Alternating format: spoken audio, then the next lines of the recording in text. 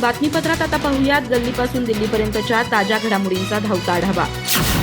आंतरवालीमध्ये 30 मे रोजी रखरखत्या उन्हात बाजीवर बसत आमरण उपोषण करणार आहे। ना पाणी घेणार ना काही, जे होईल ते होईल। आता उष्माघातानं माझा बळी गेला तर तो मुख्यमंत्री देवेंद्र फडणवीस यांच्यामुळेच गेला, असं मराठा आंदोलनकर्ते मनोज जरांगे पाटील यांनी म्हटलंय। आता होणारे उपोषण खूप कडक होणार आहे। वेदनांचा काहीही विचार मी करणार नाही। एकतर सरकारचा तुकडा पडेल, नाही तर माझ्या जीवाचा तुकडा पडेल, या भूमिकेवर मी आलो आहे। मनोज जरांगे पाटील म्हणाले की आपण सरकारला पाहिजे त्यापेक्षा जास्त वेळ दिलाय। 29 मे रोजी 10 महिने पूर्ण होत आहेत। यापेक्षा जास्त वेळ सरकारला किती द्यायचा? गोरगरीब मराठ्यांच्याच लेकरांवर का अन्याय केला जातो, असा सवाल मनोज जरांगे पाटील यांनी केलाय। आपल्या समाजाला काही मिळत नसेल तर कठोर पाऊल उचलावं लागेल। मनोज जरांगे पाटील म्हणाले की मला काही प्रसाद लाड यांना दोष द्यायचा नाही। त्यांनी सांगितलं की मी मराठा आहे, पण आता त्यांचे डोळे उघडले असतील की त्यांचे देवेंद्र फडणवीस किती कलाकार आहेत आणि म्हणून आपण त्यांना बोलतो। मी उगाच कुणाला बोलत नाही। त्यांनी आमच्या माता भगिनींना मारलं म्हणून आम्ही त्यांना बोलतो। देवेंद्र फडणवीस यांच्या मनामध्ये मराठा समाजाविषयी द्वेष भरलेला आहे। त्यांना मराठा समाजावर अन्याय करायचा आहे। मनोज जरांगे पाटील म्हणाले की अनेकांचे फोन आले, पण मी फोनवर चर्चा करणार नाही। माझ्या समाजासाठी मी काम करत आहे। इतकं क्रूर सरकार कधी आलं नसेल। पश्चिम महाराष्ट्रातील मराठा समाज सधन आहे, म्हणून त्यांना आरक्षण देता येणार नाही असं सरकार सांगतं। मराठवाड्यात पाणी नाही आणि आरक्षण नाही। तुम्हाला जर खेटायचं असेल तर आता आपण खेटूच। अजित पवार आणि एकनाथ शिंदेचे मंत्री आमच्याकडे येतात म्हणून त्यांना टार्गेट केलं जातं। मुख्यमंत्री आरोग्य सहाय्यता निधी मिळत नाही। मराठ्यांकडे कोणता मंत्री जाऊ नये ही त्यांची भूमिका। नीट पेपरफुटी प्रकरणी 21 मे रोजी लातूर येथून बालरोग तज्ज्ञ डॉक्टर मनोज शिरुरेला ताब्यात घेऊन त्याला सीबीआयचा साक्षीदार बनवण्यात आलं होतं। त्यानंतर झालेल्या तपासात शिरुरेने मुख्य आरोपी केमिस्ट्री पेपर सेट लातूर येथील प्राध्यापक पी.व्ही. कुलकर्णींकडून लीक झालेले प्रश्न मिळवून ते एका कोचिंग क्लास चालकाच्या मुलासह इतर 3 विद्यार्थ्यांना दिले, असं उघड झालंय। त्यामुळे त्याला 27 मे रोजी अटक करण्यात आली। याशिवाय पुणे येथील डॉक्टर अभंगप्रभू मेडिकल अकॅडमी कोचिंग सेंटरमधील भौतिकशास्त्राचा शिक्षक तेजस हर्षदकुमार शाह यालाही सीबीआयने बेड्या ठोकल्या। नीट प्रकरणात यापूर्वी अटक झालेल्या प्राध्यापिका मनीषा हवलदारकडून त्याने भौतिकशास्त्राचे प्रश्न मिळवले होते, असं सीबीआयच्या निदर्शनास आलं। या कारवाईमुळे या प्रकरणातील अटक करण्यात आलेल्या आरोपींची एकूण संख्या आता 13 वर पोहोचली आहे। दरम्यान दिल्लीत प्रभारी न्यायदंडाधिकारी म्हणून कार्यरत विशेष न्यायाधीश विद्याप्रकाश यांनी प्राध्यापक कुलकर्णी आणि दुसरा आरोपी शिवराज रघुनाथला 10 जून पर्यंत न्यायालयीन कोठडी सुनावली आहे। तर डॉक्टर शिरुरे आणि शहा यांना 5 दिवसांची सीबीआय कोठडी सुनावण्यात आली आहे। सीबीआयने दिलेल्या अधिकृत माहितीनुसार डॉक्टर शिरुरेने पेपर लीक प्रकरणात अत्यंत महत्त्वाची भूमिका बजावली होती। त्याला आपला साक्षीदार करून सोडून दिल्यावरही त्याच्या हालचालींवर नजर ठेवली होती। तसेच अटकेतील आरोपींकडून त्याच्याविषयीची माहिती मिळवणं सुरू होतं। ती हाती येताच त्याला अटक करण्यात आली। विविध विशेष पथकांनी केलेल्या एकत्रित तपासामुळे भौतिकशास्त्र, रसायनशास्त्र आणि जीवशास्त्र या विषयांचे पेपर नेमके कोठून आणि कसे लीक झाले याच्या मुख्य स्रोताचा शोध लावण्यात यश आला आहे, असा दावा सीबीआयने केला आहे। ओबीसी आरक्षणाला धक्का लावल्यास गाठ आमच्याशी असेल, असा इशारा ओबीसी नेते लक्ष्मण हाके यांनी दिलाय। मराठा आंदोलक मनोज जरांगे पाटील यांच्या आंदोलनावर टीका करताना हाके यांनी हे आंदोलन म्हणजे लोकशाही आणि आरक्षणाचं अज्ञान असल्याचं म्हटलंय। पुण्यात पत्रकारांशी बोलताना त्यांनी जरांगे पाटील यांच्या मागण्या कायद्याच्या कसोटीवर टिकणार नाहीत असं स्पष्ट केलं। हाके म्हणाले की मनोज जरांगे पाटील यांचं आंदोलन म्हणजे लोकशाही आणि आरक्षणाचे कवडीचेही ज्ञान नसलेल्या माणसाच्या हातात गेलेला पोरखेळ आहे। सरकारनं त्यांच्यासाठी नेहमीच रेड कार्पेट घातलं असून त्यांच्या दबावाखाली येऊन काढलेले सरकारी नोटिफिकेशन पूर्णपणे बेकायदेशीर आहे। जरांगे पाटील यांच्या 9व्या उपोषणावर बोलताना हाके यांनी त्यांना उपरोधिक सदिच्छा दिल्या। ते म्हणाले याआधी 8 वेळा उपोषण झालंय, आता हे 9वं उपोषण आहे। 5 पिढ्यांचे नुकसान झाल्याचा दावा जरांगे करतायत, पण यामुळे फायदा नेमका कुणाचा झाला? मुळात मराठा समाजातील गरिबीला ओबीसी आरक्षण कसं काय जबाबदार असू शकतं? त्यांनी जरांगे पाटलांना बजेटमध्ये ओबीसींसाठी किती निधी येतो याचं आत्मपरीक्षण करण्यास सांगितलं। पुढाऱ्यांनी आणि सहकारी महर्षींनी संपत्तीचं केंद्रीकरण करून मराठा समाजाची फसवणूक केल्याचा आरोपही त्यांनी केला। शासनाच्या धोरणांवर प्रहार करताना हाके म्हणाले की सरकारनं जरांगे यांचे आवाजही लाड पुरवलेत। मुख्यमंत्री आणि मंत्री केवळ त्यांनाच भेटायला जातात, पण त्यांना ओबीसी समाजाचं दुःख आणि भूमिका का कळत नाही? सरकार कोणताही निकष न लावता बेकायदेशीरपणे प्रमाणपत्र वाटत असून सर्व कुणबी प्रमाणपत्र बनावट असल्याचा दावा त्यांनी केला। या आंदोलनामुळे ओबीसींचं मोठं नुकसान झालं असून आमचं अस्तित्वच धोक्यात आलंय, अशी त्यांनी चिंता व्यक्त केली। संजय राऊत यांना अलीकडच्या काळात खिमापाव जास्त प्रिय वाटायला लागला आहे। त्यांना वडापाव प्रिय वाटत नाही. मत्स्यपावाच्या माध्यमातून कोळी बांधवांना रोजगाराच्या नव्या संधी उपलब्ध होणार असतील तर संजय राऊत यांना काय समस्या आहे?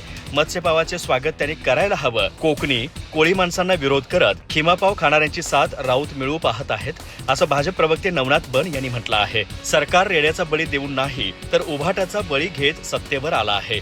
जनतेने उभाटा गटाचा बळी घेतला आहे. नवनाथ बन म्हणाले, आसाममध्ये निघालेल्या तुफानातून काँग्रेस भुईसपाट झाली आहे. आर्थिक तुफान सांभाळण्यासाठी मोदी सक्षम आहेत. राहुल गांधींना त्यांचा पक्ष चालवता येत नाही. त्यांनी स्वतःच्या पक्षाकडे लक्ष द्यावं. नीट पेपरफुटी प्रकरणी देवेंद्र फडणवीस यांनी मौन बाळगलेलं नाही. काँग्रेस आणि त्यांच्या लोकांचे पेपरफुटी प्रकरणात थेट संबंध दिसून येत आहेत. विद्यार्थ्यांच्या भविष्याशी खेळणाऱ्या कोणालाही सोडलं जाणार नाही.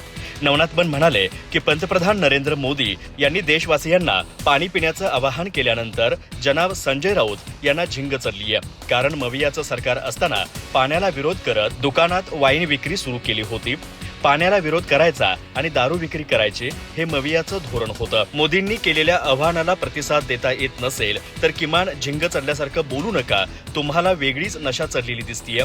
राऊतांनी झिंग चढल्यासारखं वागू नये. नवनाथ बन म्हणाले की भारताकडे पुरेसा इंधन साठा शिल्लक आहे. काही लोक जाणीवपूर्वक डिझेल आणि पेट्रोलचा साठा करत आहेत.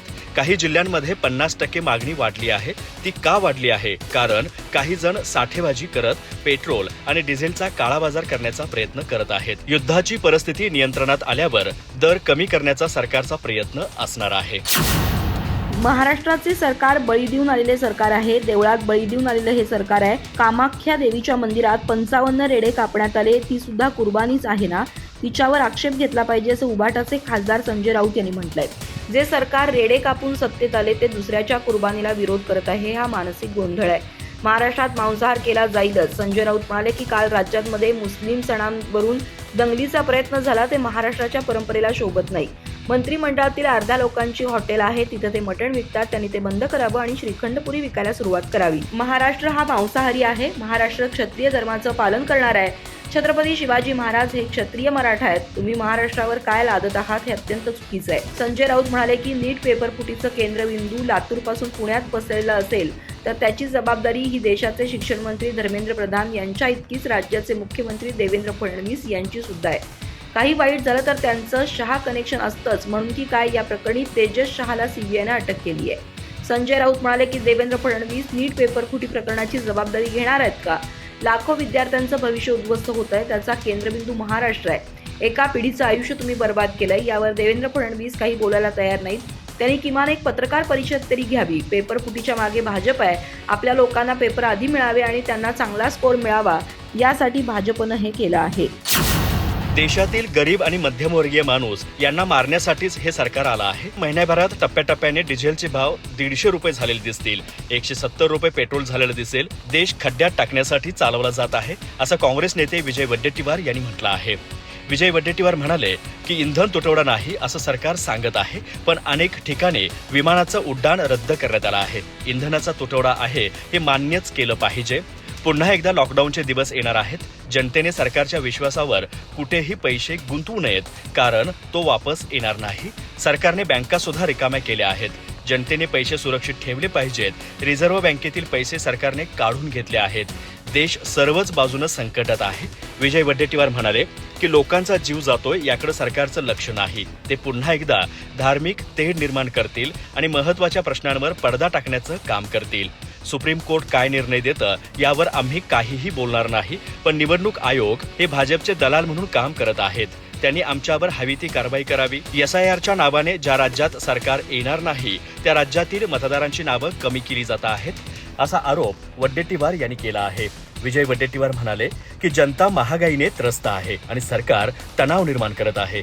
महत्त्वाच्या प्रश्नांकडे सरकारचं लक्ष जाऊ नये यासाठी हे सर्व काही सुरू आहे. जनतेच्या भावना भडकवत लोकांना मारायचं, त्याचं राजकारण करायचं काम सरकारकडून सुरू आहे.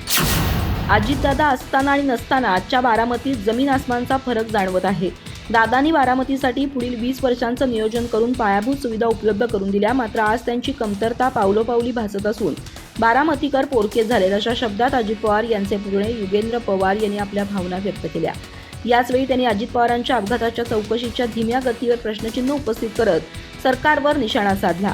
राज्याचे दिवंगत उपमुख्यमंत्री अजित पवार यांचं 28 जानेवारी रोजी एका विमान अपघातात निधन झालं. या घटनेला 4 महिने उलटून गेलेत. असं असलं तरी अजित पवार यांच्या विमान अपघाताची चौकशी धीम्या गतीनं होत असल्याचा आरोप केला जातोय. युगेंद्र पवार बारामती दौऱ्यावर असताना प्रसार माध्यमांशी बोलत होते. यावेळी त्यांनी विमान अपघाताची रखडलेली चौकशी, बारामतीचा विकास आणि मंत्रिमंडळातील अर्थ खात्यावरून महत्त्वाची विधानं केली. अजित पवारांच्या अपघाताच्या प्रकरणावर बोलताना युगेंद्र पवार यांनी प्रशासकीय यंत्रणेवर ताशेरे ओढले. अजितदादांसारख्या मोठ्या नेत्याच्या अपघाताची चौकशी जर इतक्या धीम्या गतीनं होत असेल तर सर्वसामान्य जनतेनं न्यायासाठी कुणाकडे बघायचं असा गंभीर प्रश्न आमच्या मनात निर्माण होतोय, असं युगेंद्र पवार म्हणाले. त्यांच्या या विधानामुळे राजकीय वर्तुळात पुन्हा एकदा चर्चेला उधाण आलंय. देशभरात पेट्रोल आणि डिझेलच्या वाढत्या दरांमुळे आधीच नागरिक त्रस्त असताना आता सीएनजीच्या दरवाढीने सर्वसामान्य वाहनधारकांची चिंता आणखीनच वाढली आहे. गेल्या काही दिवसांमध्ये पेट्रोल आणि डिझेलचे दर वारंवार वाढल्यानंतर आता सीएनजीचे दरही भडकले आहेत. मुंबई, पुणे, नाशिक आणि छत्रपती संभाजीनगरसह अनेक शहरांमध्ये सीएनजीच्या किमतींमध्ये वाढ झाल्याने रिक्षा, टॅक्सी आणि खाजगी वाहनांच्या खर्चात वाढ होण्याची शक्यता निर्माण झाली आहे.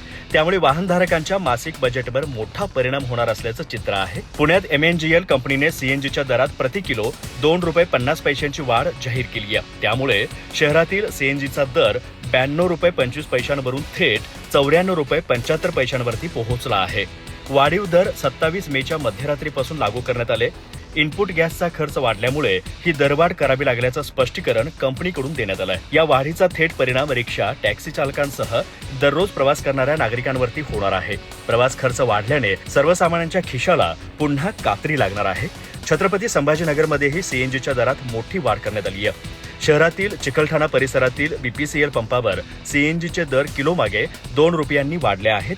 गेल्या 15 दिवसांमध्ये येथे सीएनजीच्या किमतीत ₹12 वाढ झाल्याने वाहनधारक संतप्त झाले आहेत.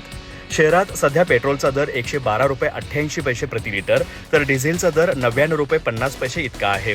पेट्रोल डिझेल नंतर आता सीएनजी ही महाग झाल्याने पर्यायी इंधनाचा फायदा कमी होत असल्याची भावना नागरिक व्यक्त करत आहेत. अधिक माहिती आणि ताज्या घडामोडींसाठी आजच आमचे चॅनल सबस्क्राईब करा.